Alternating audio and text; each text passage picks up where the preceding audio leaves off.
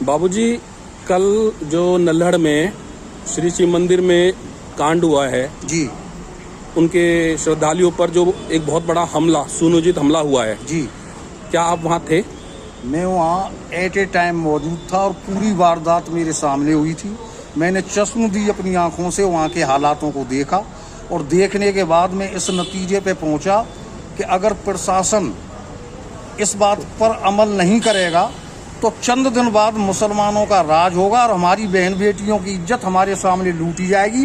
कोई भी इसमें दो राय नहीं है। वहाँ का जो मैंने वो देखा है, स्थिति का जायजा लिया है, वहाँ चारों तरफ से गोलियां बरस रही थीं और कोई भी वहाँ प्रशासन का व्यक्ति मौजूद नहीं था। हमारी माताएं बहनें, अगर आध घंटे बाद हमने देखा था कि अंधेरा होने जा रहा था, हमारे सामने हमारा कत्लेआम होता और हमारी बहन बेटियों की इज्जत हमारे सामने लूट के और उनको कत्ल किया जाता।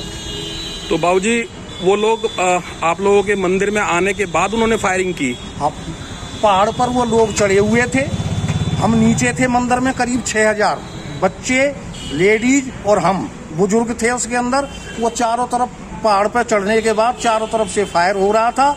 जब हम लेडीजों को बाहर निकालने की कोशिश करते थे तो वो अपना फायर तेज कर देते थे और वहाँ जो गाड़ियों का हमने सिलसिला अपनी आंखों से देखा, वहाँ कम से कम मेरी नज़रों में, मेरी 76 साल की एज हो गई, कम से कम 300 गाड़ियों में आग लगाई गई और गाड़ियाँ पलटी गईं। जब हम वहाँ से निकलने की कोशिश कर रहे थे तो चश्मदीद मैंने वहाँ आदमियों का कत्ल होते हुए देखा।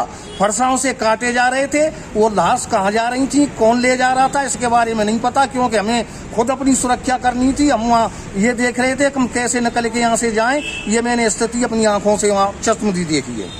तो जैसे टीवी पर बता रहे हैं कि 1 या 2 लोग ही मरे हैं, तो आपके हिसाब से वहाँ पे कितने लोगों को ऐसा हताहत हुए हैं? मेरी नजरों में कम से कम बता रहा हूँ 50 आदमियों का कत्ल वहाँ हुआ है। और जो ये कह रहे हैं कि टीवी में एक भी वहाँ नहीं मिला है, तो मैं उनसे एक प्रश्न करना चाहता हूँ कि टीवी पर स्टेटमेंट देने वाले को क्या पता है, क्या हुआ वहाँ मौजूद था, क्या उसने सरेआम वहाँ की स्थिति देखी? मैंने स्वयं वहाँ देखा, मेरी माताएं बहनों की किस तरह से वहाँ दुर्गति हो रही थी, किस तरह से वहाँ हिसाब किताब किया जा रहा था। चारों तरफ से फायरिंग हो रही थी, कोई भी वहाँ पूछने वाला नहीं था, कोई प्रशासन नहीं था वहाँ। चश्मदीद मैंने ये देखा। और मैं ये कहूँगा, जब तक हिंदू समाज ये सोचता रहेगा कि मेरी लड़की के साथ बलात्कार नहीं हुआ है, जब तक ऐसा होता रहेगा, जब तक मैं ये धारणा नहीं कर लूँगा कि ये कांड मेरी लड़की के साथ हुआ है, जब तक इस देश में सुधार नहीं हो सकता।